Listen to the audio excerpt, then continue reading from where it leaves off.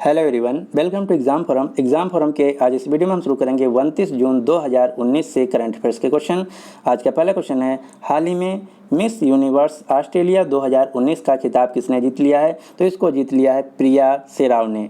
जैसे भारत में miss India नामक प्रतियोगिता आयोजित की जाती है, उसी प्रकार से ऑस्ट्रेलिया देश में मिस यूनिवर्स ऑस्ट्रेलिया नामक प्रतियोगिता आयोजित की जाती है, जिसको जीत लिया है प्रिया सेराव ने। वैसे तो कभी भी एग्जाम में मिस यूनिवर्स ऑस्ट्रेलिया के नाम से क्वेश्चन नहीं पूछा जाता है, लेकिन जो प्रिया सेराव हैं एक भारतीय मूल की महिला हैं, इसलिए क्वेश्चन इंपॉर्टेंट हो जाता है। तो आपको याद रखना है, मिस यूनिवर्स ऑस्ट्रेलिया 2019 नामक जो प्रतियोगिता है, इसको जीत लिया है प्रिया सेराव ने, जो कि एक भारतीय मूल की महिला हैं। इसके अलावा आपको दो क्वेश्चन और याद रखने, कौन से हैं? पहला, मिस इंडिया 2019 का खिताब जीत लिया सुमन राव ने, जो कि राजस्थान राज्य से हैं। मिस ग्रैंड इंडिया 2019 का खिताब जीत लिया शिवानी जाधव ने, जो कि छत्तीसगढ़ राज्य से हैं। अगला क्वेश्चन नंबर 2, हाल ही में मणिपुर राज्य के राज्यपाल के रूप में शपथ किसने ली है? तो मणिपुर राज्य के राज्यपाल के रूप में पीबी आचार्य ने शपथ ली है, यानी कि इस क्वेश्चन का जो सही आंसर है वो है बी। वर्तमान में मणिपुर राज्य की जो राज्यपाल थी, उनका नाम था डॉक्टर नजमा हेपतुल्ला, जो कि छुट्टी पर गई हुई हैं। इसीलिए मणिपुर राज्य का अतिरिक्त प्रभार बनाया गया है पीबी आचार्य को, और वर्तमान में पीबी आचार्य नागालैंड राज्य के राज्यपाल हैं। तो ये दो क्वेश्चन आपको याद रखना है। पीबी आचार्य जो कि नागालैंड राज्य के वर्तमान में राज्यपाल हैं, इनको मणिपुर राज्य का अतिरिक्त प्रभार राज्यपाल बनाया गया है। मणिपुर जिसकी राजधानी है इम्फाल, यहाँ के मुख्यमंत्री का नाम एन बैरन सिंह। अब मणिपुर से आपको 4 क्वेश्चन याद रखना, जो कि सबसे एग्जाम में ज़्यादा पूछे जाते हैं। कौन से हैं? पहला क्वेश्चन, भारत का पहला खेल विश्वविद्यालय बनाया जाएगा मणिपुर राज्य में। ये क्वेश्चन बहुत ज़्यादा एग्जाम में पूछा गया है कि भारत का पहला नेशनल स्पोर्ट्स यूनिवर्सिटी किस राज्य में बनाया जाएगा? तो उत्तर होगा मणिपुर राज्य में। इसके अलावा मणिपुर राज्य में एक नेशनल पार्क है जिसका नाम है कायमबुल लैम्बोजो नेशनल पार्क, जो कि दुनिया का एकमात्र तैरता हुआ नेशनल पार्क है। इसके अलावा मणिपुर राज्य में एक झील है जिसका नाम है लोकटक झील, और ये नॉर्थ ईस्ट राज्यों की जितने 8 राज्य हैं उनमें से सबसे बड़ी झील है साफ पानी की। और इसके अलावा लोकटक झील भी दुनिया की एकमात्र तैरती हुई झील है। अब आपको मणिपुर राज्य से 3 खिलाड़ियों के नाम याद रखने, वो कौन से हैं? पहला, MC मैरी कॉम जो कि बॉक्सर हैं। दूसरा है संजीता चानू जो कि वेट लिफ्टर हैं। तीसरी है मीराबाई चानू, ये भी वेट लिफ्टर है। सीधे एग्जाम में क्वेश्चन पूछा जाता है कि MC मैरी कॉम किस खेल से संबंधित हैं, या MC मैरी कॉम किस राज्य से हैं। तो ये तीनों नाम आपको याद रखना है। अगला क्वेश्चन नंबर 3, हाल ही में व्यवहार ऊर्जा बचत ऐप सुस्त होम किसने लॉन्च किया है? तो जो सुस्त होम ऐप है ये लॉन्च किया गया है BSES द्वारा, यानी कि इस क्वेश्चन का जो सही आंसर है वो है सी। BSES जो है ये दिल्ली की एक बिजली वितरण कंपनी है। तो यहाँ से सीधा क्वेश्चन आपको याद रखना है कि जो सुस्त होम ऐप है ये BSES कंपनी द्वारा लॉन्च किया गया है, जो कि दिल्ली की बिजली वितरण कंपनी है। तो इस क्वेश्चन का जो सही आंसर है वो है सी। अगला क्वेश्चन नंबर 4, हाल ही में G20 शिखर सम्मेलन 2019 किस देश में आयोजित हुआ है? तो G20 शिखर सम्मेलन 2019 का आयोजन किया गया है जापान देश में, यानी कि इस क्वेश्चन का जो सही आंसर है वो है बी। अब आपको दूसरा क्वेश्चन ये याद रखना है कि इस समिट में भारत की तरफ से कौन गए, और ये समिट किस शहर में जापान के आयोजित की गई। तो ये 2 क्वेश्चन आपको याद रखना है। G20 समिट 2019 आयोजित की गई थी जापान के ओसाका शहर में। इसमें भारत की तरफ से गए थे भारत के प्रधानमंत्री नरेंद्र मोदी जी। तो ये 2 क्वेश्चन आपको याद रखना है। ये हैं आप जो फोटो में देख रहे हैं, नरेंद्र मोदी जी। अब देख लेते हैं कि G20 ग्रुप क्या है। तो G20 का पूरा नाम है ग्रुप ऑफ 20 नेशंस। ये इंटरनेशनल फोरम है किसका? ये 20 देशों के गवर्नमेंट का, और इन जो 20 देश हैं इनकी जो सेंट्रल बैंक है इनका एक फोरम है। जैसे भारत की जो सेंट्रल बैंक है वह है RBI, reserve bank of India. तो भारत सरकार और रिजर्व बैंक ऑफ इंडिया, इसी प्रकार से 20 देशों का एक इंटरनेशनल फोरम है। इसमें कौन कौन से देश हैं? ये हैं 19 देश जो कि आप देख रहे हैं, और इसके साथ ही साथ 28 देश जो कि यूरोपियन यूनियन के अंतर्गत आते हैं। ये तो बात हो गई 2019 के समिट की, जो कि आयोजित की गई है जापान के ओसाका शहर में। अब आपको 2-3 समिट और याद रखना, वो कौन सी? पिछले साल यानी कि 2018 में G20 समिट आयोजित की गई थी अर्जेंटीना की राजधानी ब्यूनस आयर्स में। 2020 में आयोजित की जाएगी सऊदी अरेबिया की राजधानी रियाद में। 2021 में आयोजित की जाएगी इटली देश में। 2022 में भारत की राजधानी नई दिल्ली में और 2030 में ब्राज़ील देश में। सबसे इम्पॉर्टेंट है इसमें 2020, 2019 और 2022, ये 3 समिट आपको याद रखना है। जापान एशिया महाद्वीप का देश है, इसकी राजधानी है टोक्यो और टोक्यो में खेले जाएंगे 2020 के ओलंपिक खेल।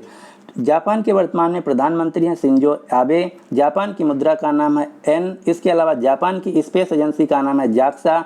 जापान की संसद यानी कि पार्लियामेंट का नाम है डाइट। एक क्वेश्चन और आपको जापान से याद रखना है, जापान के नए सम्राट बने हैं जिनका नाम है नरहितो। ये क्वेश्चन एग्जाम में अभी पूछा गया था बैंक के कि जापान के नए सम्राट कौन बने, तो उत्तर होगा नरहितो जापान के नए सम्राट बने हैं। इसके अलावा जापान के एक क्वेश्चन और आपको याद रखना, वो क्या है? जापान ने दुनिया की सबसे तेज चलने वाली बुलेट ट्रेन को चलाया है जिसकी स्पीड होगी 400 किलोमीटर प्रति घंटा और इसका नाम रखा गया है अल्फा एक्स। तो इतने क्वेश्चन आपको जापान देश से याद रखना। ये तो बात हो गई पूरी G20 समिट की।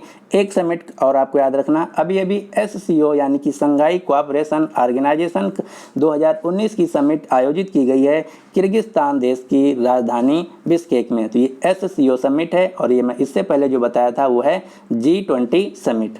एक समिट और आपको याद रखना, वो क्या है? G7 देशों की समिट आयोजित की जाएगी फ्रांस देश में। तो ये 3 समिट आपको याद रखना है, G20 2019 जापान में, G7 2019 फ्रांस देश में और SCO समिट 2019 किर्गिस्तान देश में आयोजित की गई है। अगला क्वेश्चन, क्वेश्चन नंबर 5। हाल ही में मर्सर सर्वे के कॉस्ट ऑफ लिविंग रिपोर्ट के अनुसार दुनिया में रहने के लिए दुनिया का सबसे महंगा शहर कौन है? तो मर्सर जो कि एक कंसल्टेंसी सर्विस है, इसके अनुसार 2019 में रहने के लिए सबसे महंगा शहर है दुनिया का हांगकांग। दूसरे नंबर पे जापान की राजधानी टोक्यो। तीसरे नंबर पर सिंगापुर की राजधानी सिंगापुर सिटी। तो इस क्वेश्चन का जो सही आंसर है वो है ए। और आपको ये सीक्वेंस याद रखना, एग्जाम में पहला, दूसरा या तीसरा भी पूछा जा सकता है। अब यहाँ से दूसरा क्वेश्चन ये पूछा जा सकता है कि दुनिया का सबसे महंगा शहर तो है हांगकांग, लेकिन भारत का सबसे महंगा शहर कौन है? तो इस रिपोर्ट के अनुसार भारत का सबसे महंगा शहर है मुंबई, जो कि 209 शहरों में इसकी रैंकिंग है 67। तो ये 2 क्वेश्चन आपको याद रखना है। मर्सर के सर्वे ऑफ कॉस्ट लिविंग के अनुसार दुनिया का सबसे महंगा शहर है रहने के लिए हांगकांग और भारत का सबसे महंगा शहर है मुंबई और भारत की पूरी दुनिया में रैंकिंग है 67। मर्सर जो कि दुनिया की सबसे बड़ी ह्यूमन रिसोर्स कंसल्टिंग कंपनी है, फर्म है, इसका मुख्यालय अमेरिका के न्यूयॉर्क शहर में। अगला क्वेश्चन, क्वेश्चन नंबर 6।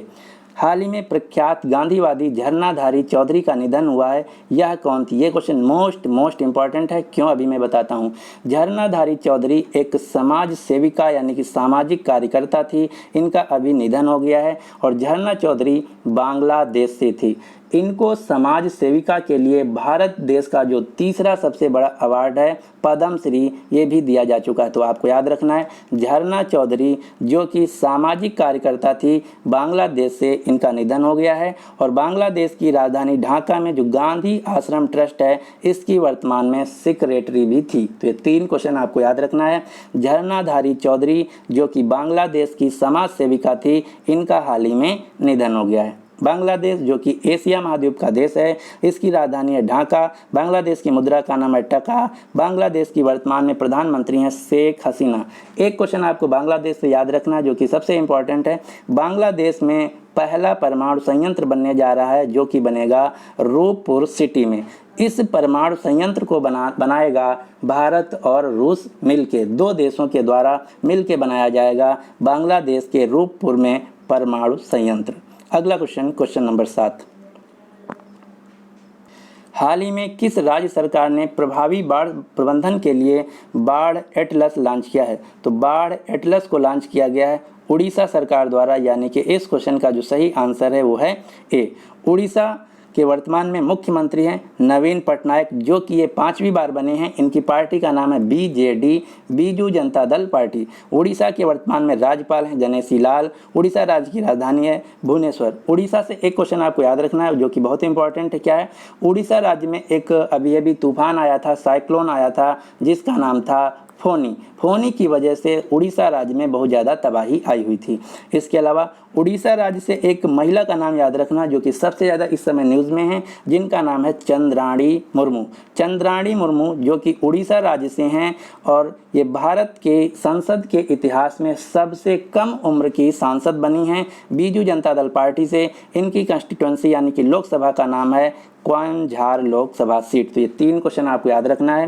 भारतीय इतिहास की संसद में सबसे कम उम्र की सांसद बनी है चंद्राणी मुर्मू, जो कि उड़ीसा राज्य से हैं। इनके लोकसभा सीट का नाम है क्योंझार लोकसभा सीट, जो कि उड़ीसा में पड़ती है और ये बीजू जनता दल पार्टी से सांसद बनी हैं और इनकी वर्तमान में उम्र है 25 साल 11 महीने, जो कि लोकसभा चुनाव लड़ने के लिए न्यूनतम आयु होनी चाहिए 25 साल। तो ये क्वेश्चन बहुत ही इंपॉर्टेंट है, आपको याद रखना है। अगला question number 8, 2019 Red Ink journalist of the year award किसे दिया गया है? तो 2019 Red Ink journalist of the year का अवार्ड दिया गया है रचना खैरा को। यानी कि इस क्वेश्चन का जो सही आंसर है वो है बी। रचना खैरा जो कि ट्रिब्यून न्यूज सर्विस की पत्रकार हैं, इनको यह पुरस्कार आधार कार्ड के डेटा की सुरक्षा की स्थिति का खुलासा करने के लिए दिया गया है। दूसरा क्वेश्चन ये पूछा जा सकता है कि जो रेड इंक अवार्ड है ये दिया गया है 2019 का रचना खैरा को। यह अवार्ड किसके द्वारा दिया जाता है?